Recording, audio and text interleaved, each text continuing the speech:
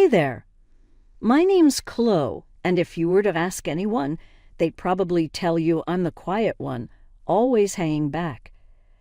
I work as a lab assistant, which suits me just fine because it means less small talk and more focus on the nitty-gritty details.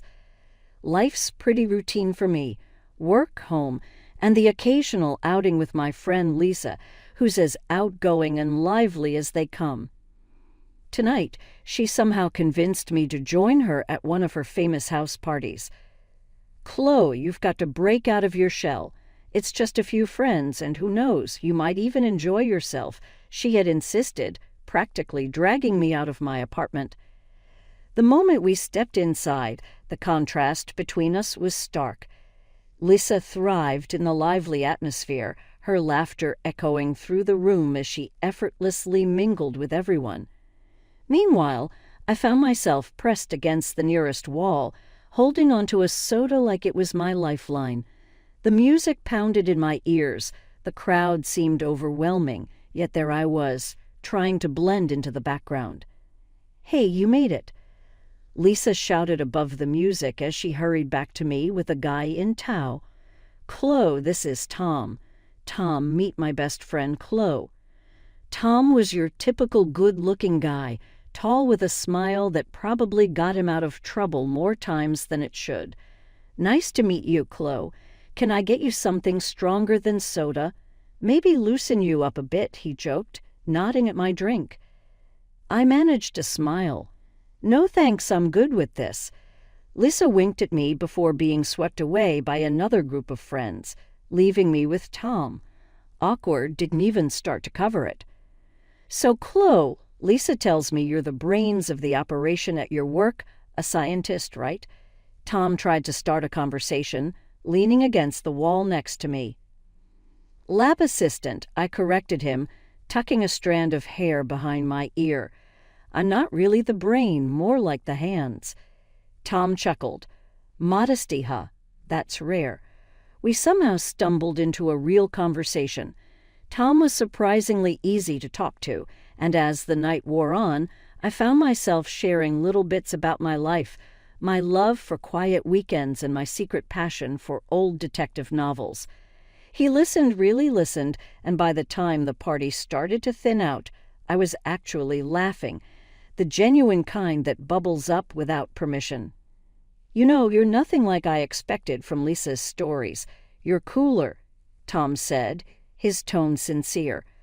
I raised an eyebrow, surprised by his comment. "And what exactly did Lisa tell you?" I asked. "That you were shy, kind of introverted, but you're just chill, not uptight. It's refreshing." His words, oddly enough, didn't feel patronizing. They felt like a compliment, and from someone like Tom, it meant a bit more than it should have.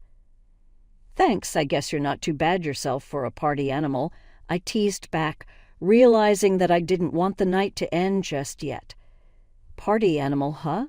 I might quote you on that," he laughed, pulling out his phone. "Let me get your number. We should hang out, maybe somewhere quieter where you don't need to shout over the music." I hesitated for a moment, the old fears whispering that this was a bad idea, but then I typed my number into his phone. "Okay, but if you make me go to another party, we're going to have a problem," I warned him. "Deal. No parties. Maybe just a coffee or something," he promised with a smile that made me think that maybe, just maybe, stepping out of my comfort zone wasn't such a bad idea after all. Just a few months after the party where I met Tom, things had gotten pretty serious between us. I remember it was a chilly evening in late autumn when he popped the question. We were walking through the park, leaves crunching under our feet, when he suddenly stopped and looked at me with those eyes that seemed to see right through to my soul. "Chloe, I've been thinking," Tom started, fumbling a bit, which was not like him at all. He was usually so smooth. "I don't want to spend another day without knowing you're officially mine. Will you marry me?" He pulled out a small box from his pocket and opened it to reveal a simple but beautiful ring. I nodded, my voice a mere whisper. "Yes, I'll marry you." The joy on his face was unmistakable. We spent the rest of the evening talking about our future, making plans that seemed like distant dreams coming to life. But the real test came when we decided it was time to meet his parents. Tom had mentioned his folks a few times before, but he always kept the details light. When the day came, we drove out to their place in the suburbs. It was a large, imposing house that screamed of old money and pride. Tom squeezed my hand as we rang the doorbell, giving me a reassuring look. His mom, Mrs. White, opened the door. Her smile was polite but didn't reach her eyes. "Thomas, you're here, and this must be Chloe," she said, her voice smooth but cool. Mrs. White led us into a lavish sitting room where Mr. White was waiting. He was a stern-looking man with a sharp gaze that felt like it was sizing me up. "So, Chloe, Tom tells us you work in a laboratory.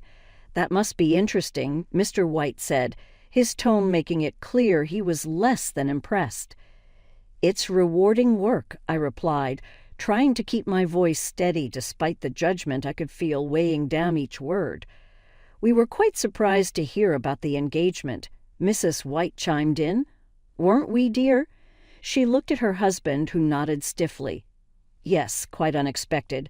You see, Chloe, we want what's best for Tom, and we hope you understand that," Mr. White added, his words heavy with unspoken implications. Tom jumped in. "Mom, Dad, I love Chloe, and she makes me happy.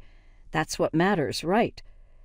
"Of course, dear, but you must think practically, too," Mrs. White countered, her eyes cold and calculating. "We would like you both to consider signing a prenuptial agreement. It's just a formality, really, to ensure both your futures." I was torn. My heart ached at the formality of it all, at the cold, businesslike approach to what should have been a joyful occasion. But I loved Tom, and if this was what it took to be with him, maybe it was worth it. "If you think it's best," I said finally, trying to mask the hurt in my voice. "We think it's for the best," Mr. White affirmed, handing us a folder with documents. "Have a look and let us know your thoughts." The drive back was quiet. I kept thinking about the papers in my lap, but love, I figured, was worth a shot, even if it meant signing a piece of paper to prove it. It was a crisp morning in early spring when we tied the knot. The ceremony was to be held in a small local church, with just a few close friends and family members. I remember standing in front of a small mirror in a modest white dress that Lisa had helped me pick out, feeling a mix of excitement and nervousness. "Girl, you look stunning." "Tom won't know what hit him," Lisa exclaimed as she adjusted my veil. Her energy was infectious, and for a moment it eased my nerves.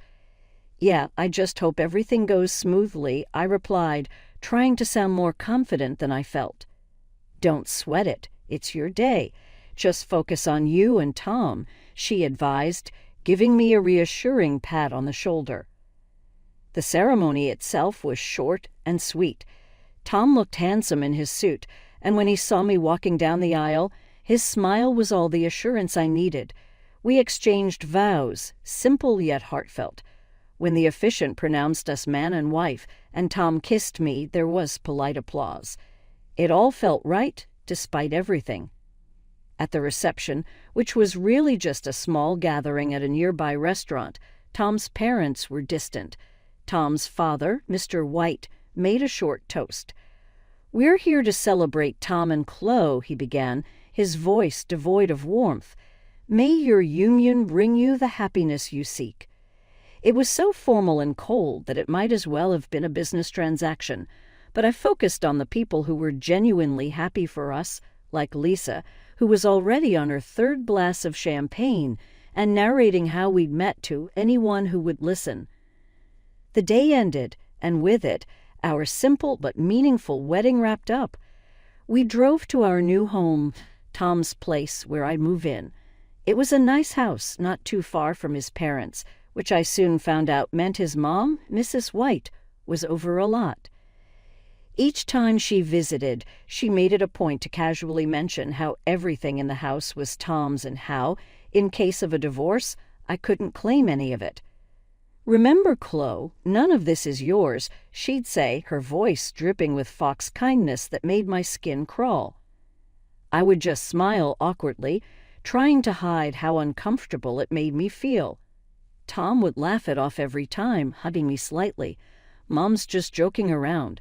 Don't take her seriously," he'd chuckle, but his laughter never quite reached his eyes. It was clear this was her way of reminding me of my place, making sure I knew that I was an outsider. But I kept hoping things would get better, that maybe, just maybe, Tom would eventually see how his mother's words were chipping away at our newly bliss. I did my best to settle in, putting effort into making our space feel like ours, not just Tom's.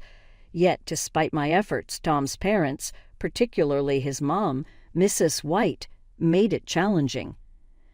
"Chloe, dear, why don't you rearrange these dishes?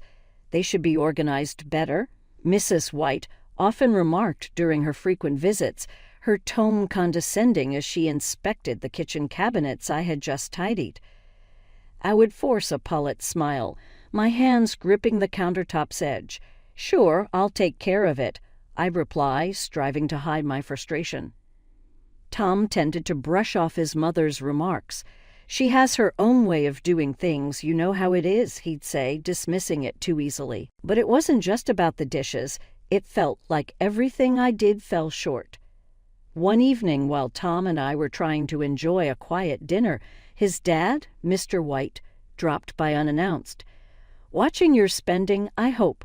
Remember, it's Tom's money paying for all this," he commented nonchalantly as he looked over the spread on the table. I bit my lip, feeling the sting of his words. "We're careful with our budget," I said, keeping my voice even. But the digs didn't stop there. Every chance they got, Tom's parents reminded me of my place. "Just make sure you keep the house clean for Tom. He works so hard. He shouldn't have to worry about coming home to a mess," Mrs. White would say, her words laced with a venom disguised as concern. And it wasn't just behind closed doors. Even in public, they had a way of belittling me. At a family gathering, I overheard Mrs. White talking to a relative. "You know, Chloe doesn't earn much. Pretty much lives off you, doesn't she, Tom?" The interference from Tom's parents didn't stop at comments. They started acting like the house was theirs, too. They'd come over, flop down on the sofa, and demand, "Chloe, make us some coffee, will you?" Or, "We're out of snacks. Could you run to the store?" It was as if I had become less of a family member and more of a maid. And Tom, he had changed.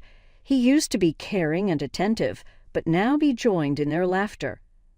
One day, while folding laundry, he said, "You do fold these all wrong, Chloe. Just how my mom showed you, remember." His tone was light, but the criticism stung sharply. His parents laughed along with him, and Mr. White added, "She's got to learn somehow. You can't baby her forever, Tom." The worst part was how Tom criticized everything about me, from the way I managed the house to my choice of clothes. "You're going out in that?" he'd ask, his look one of disapproval as he eyed my casual jeans and t-shirt. I felt like I was losing not just the battle to win over his parents, but also the man I thought I had married, the man who had once looked at me with love, now scrutinized me with the same critical eyes as his parents. Each day grew harder, the atmosphere at home more suffocating. I started to dread waking up in the morning, knowing I'd face another day of veiled insults and open disdain. The stress of living under constant scrutiny and disdain had taken its toll on me. I began losing weight, my nights were restless, and my days were long battles with anxiety. It all came to a head one morning at work when I collapsed right there among the test tubes and beakers in my lab. I woke up in the hospital, the sterile white of the room blinding me. At first, I felt a dull ache in my stomach, and my head was spinning as I tried to sit up. A nurse rushed over. "Take it easy, Chloe. You gave us quite a scare," she said, helping me adjust the pillows behind my back. "What happened?" I asked, my voice barely above a whisper. "You passed out at work. They brought you in with severe dehydration and stress-related symptoms, she explained, checking the IV drip that was hooked to my arm. I sighed, the reality of my situation settling in. The door to my room opened, and Lisa walked in, her face etched with concern. "Chloe, I heard what happened. Are you okay?" She rushed to my side, grabbing my hand. "I guess I'm not," I replied, trying to muster a smile. "This is ridiculous, Chloe. You can't go on like this," Lisa said, her voice stern, filled with worry. I knew she was right, but the thought of going back to that house, to face Tom and his parents again, filled me with dread. I just nodded, not trusting my voice. The next day, as I lay there flipping through a magazine, a man in a suit appeared at my doorway. "Chloe Roberts?" he asked, stepping into the room. "Yes, that's me. Can I help you?" I was puzzled. I didn't recognize him. "I'm Mr. Harris, a notary. I have some unexpected news for you. You've been named as the sole heir to your great-uncle's estate. He passed away last month, and it seems you are to inherit $20 million, he announced, holding out a stack of documents. I blinked, sure that I had misheard him. "I'm sorry, come again. Did you say $20 million? "Yes, Miss Roberts, it's all here in the documents. Your great-uncle left everything to you?" Mr. Harris confirmed, handing me the papers. I was in shock, but I barely knew him. Nevertheless, he remembered you. "If you have any questions or need assistance with the inheritance process, I'm here to help," he offered. The news was overwhelming. As Mr. Harris left, my mind raced with the implications. My phone beeped with a text from Tom, the first since I'd been hospitalized. "Hey, heard about your uncle. Sorry for your loss. How are you feeling?" the message read. I stared at the screen, my emotions a tangled mess. Here I was, suddenly wealthy, and yet I felt more alone than ever. Getting better, I texted back, not quite ready to share the news of the inheritance. Later that evening, as I lay in the hospital bed, the weight of the day's revelations pressing down on me, I made a decision. I couldn't go back to my old life. Not now. With this inheritance, I had the means to change everything. The thought was both terrifying and exhilarating. I was still processing the shock when Tom and his parents came to visit. They hadn't been by since I was admitted, which spoke volumes. But today they were all smiles and concern. Tom walked in first, his parents trailing behind him. "Hey, Chloe, how are you feeling today?" he asked, his voice a tad too sweet. I adjusted myself in bed. "Better, thanks," I replied, watching them carefully. Mrs. White came over to my side, her voice dripping with a concern that didn't reach her eyes. "Oh, Chloe, we've been so worried about you," she said, her hand brushing mine. "That's kind of you," I said, pulling my hand back supplely. Mr. White stood at the foot of my bed, his arms crossed. "Yes, well, we're family. We take care of our own," he added, though it felt like a rehearsed line. Tom sat down next to me, taking my hand again. "We just want to make sure you're taken care of, that's all," he said, squeezing my hand. I nodded, feeling the weight of their stares. They seemed unusually attentive. I appreciate that. As their visit dragged on, their questions began to veer towards my health in a way that felt more invasive than concerned. "So when do the doctors say you can leave the hospital?" Mrs. White asked, peering at me closely. "Soon, I hope. I'm starting to feel a lot better," I replied, wary of revealing too much. After a few more minutes of strained conversation, they left, promising to return soon. I lay back, a sense of unease settling over me. Their visit felt off, their questions too pointed, curious, and cautious. After they left, I decided to see for myself what they were up to. Quietly, I got dressed and followed them at a distance as they walked toward the parking lot. Hidden by the corner of the building, I overheard their conversation. "That stupid cow doesn't know what's coming," Tom laughed crudely. "She thinks we care about her. This is all just until we get that money. and make sure she gets pregnant soon, Tom. If she has a kid, she won't leave. Then we're really in control," Mrs. White added viciously. Hearing them speak so callously, plotting to trap me further, was the final straw. My heart pounded with a mix of anger and resolve. I had seen their true colors, and it was uglier than I could have imagined.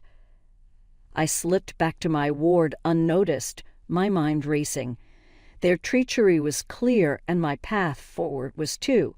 For perhaps the first time in my life, I knew I had to stand up for myself. I wasn't going to be their victim any longer.